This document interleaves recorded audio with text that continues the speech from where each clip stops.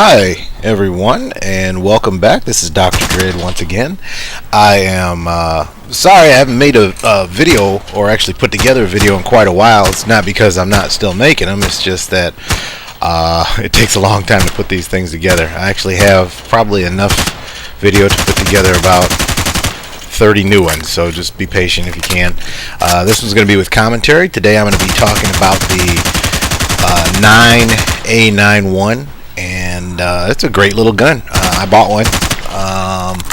Does a lot of damage at close range and has a great ability to get a nice burst in without aiming, which is really nice. Not all the submachine guns can actually do that, but it's pretty accurate. Does a lot of damage.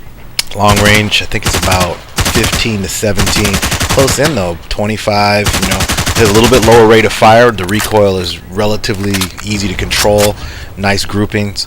After you see the video of the gun firing, you're going to see, actually right now we're moving into some actual combat, and did pretty well on this map with this gun.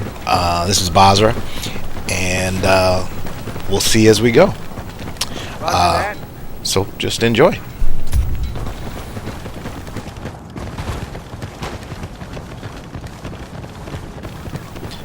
Okay, let me kind of explain how I play this game. I've been playing this game for a long time, ever since Battlefield 1942 comes out. So I play extremely aggressively. I have certain routes that I follow and ways that I do things that work really well for me, and other guys who play like me do pretty well. I'm definitely not the best person in the game when it comes to certain things, but I'm pretty good at other things. Tactically, it's all about misdirection for me. You know, I am always trying to do something that the enemy's not going to be thinking. I don't do the direct frontal assaults like most people seem to do all the time. They'll keep attacking and attacking and attacking a point and dying and dying and dying. And you know, that's fine if that's what you want to do. But the way to win this game is to capture flags, and a byproduct is getting kills, and that's great. But every time I kill someone, every time I cap a flag, I get 4 times the points you get for killing someone, or at least double. I can't remember. I think it's 200 points to cap and maybe 100 points to kill somebody, depending on, unless you do it at range. Anyway, the point is you keep focusing on capping those flags. And when people get in my way is when I kill them, usually, unless it's just a good target of opportunity. Anyway, let's keep watching, and I'll point out some things as we go along if I can think of something. That was just a shot that got kind of lucky. The guys, they were clustered, and whenever you see a cluster of guys, always use explosives. That's what I'd say. And move on from there. But never stay in one place too long.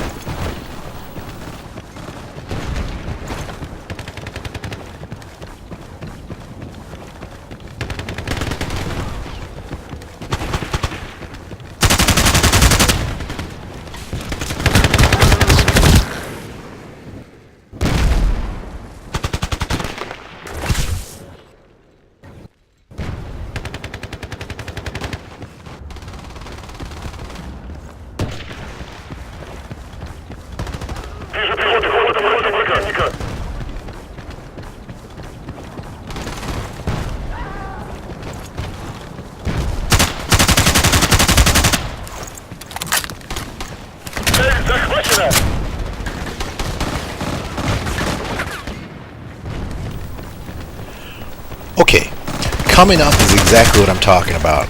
Originally, what I was going to do was attack C, because that's the only point that we need to take. My plan got changed. I mean, well, not changed. I actually, instead of going directly in on C, I decided to attack on the D side, simply because I knew that they would be waiting for me if I attacked them frontally.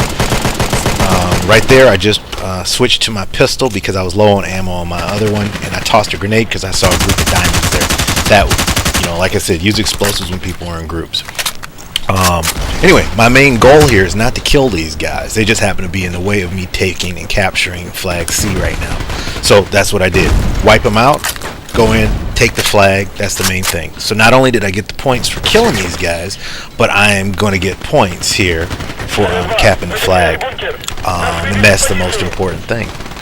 And let's see what happens here. I think I get away with it pretty clean. I got a little bit of help coming in here. Of course, nobody shares ammo when you really need it, but I'm not that low on ammo right now. And we got the flag. So now moving on to D. And this should show the effectiveness of how good it is at close in, the 9A91. And here we go. Close in firing, no aiming. Nice grouping.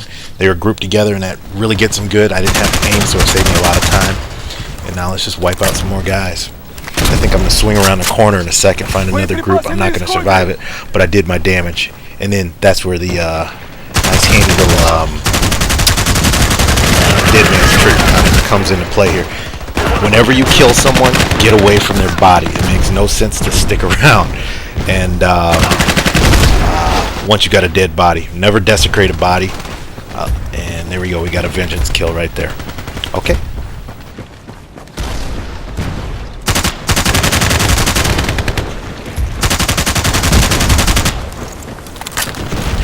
Okay, an important thing to note on this map also is you have to think out a couple decisions here. Now, usually the tough thing is decisions as a group in this game are really hard because there's almost no way to communicate, and the chat system is kind of useless. And even when you can chat, most people don't listen to you anyway. But if you have a team that is kind of thinking about this, okay, that was a situation where at least I got a little points off of it, and I think we got some points even after that. But anyway, the point is this: don't always take on Basra. Don't always take every point. When you do that, this byproduct of that. Of what happens on this map is if you take all the bases, you usually will get paratroopers in, and that is a pain because these guys will parachute. If you take I believe it's Delta and you're on the attacking side, that they're going to parachute in at Bravo. If you take them all from the opposite way, if you're going the other way, then they parachute in at Charlie, and it's just really hard maintaining. It's best in this map. It's kind of a bad thing, but you can actually box in people and they will never get out. See, this guy, he got in at Bravo from behind. But remember, once those bases in the back start going down, get back there as quick as you can to take them. You always want to have the two closest bases back near your home base in your possession. It's really hard to win a game when you're when they can't spawn in from your main base, but it's a pain in the butt having people in your back. That's the way I play. I actually usually try to disrupt things by taking those back bases. I don't like when people do it against me. So as soon as you see a base fall, try to get it. Right now what you're about to see is I think a slaughter here. This shows a good long range damage of this weapon. And let's see what happens. Just taking little bits and pieces off of them. Okay, now I'm going in for the strike at D, and I'm kind of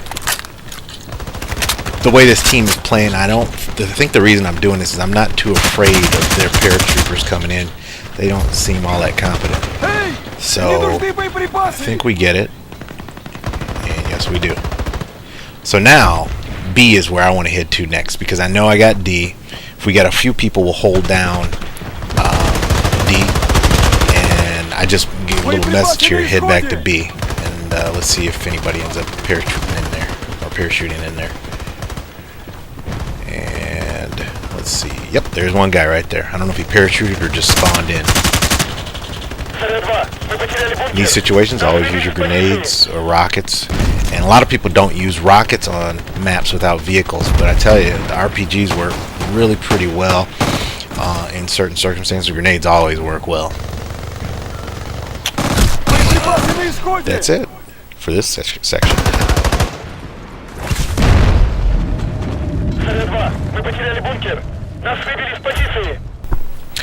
Well, to sum it up, basically, this gun is, in my opinion, pretty great. I tend to be in games where my scores aren't always the highest as far as the kill-death ratio because I'm capping flags, and so games don't always last that long if you're doing your job. And that's fine with me. I'm not looking for that. The main thing is I usually want to end up in the top 3, and this gun is definitely one. If you use it properly, you can do a lot of damage and, if anything, harass the enemy to death. but it'll get you a lot of kills. It tracks on target really fast. It's very accurate, unlike guns like the UMP. I hear people talk about them, but this is better. That's it. Thanks for coming back.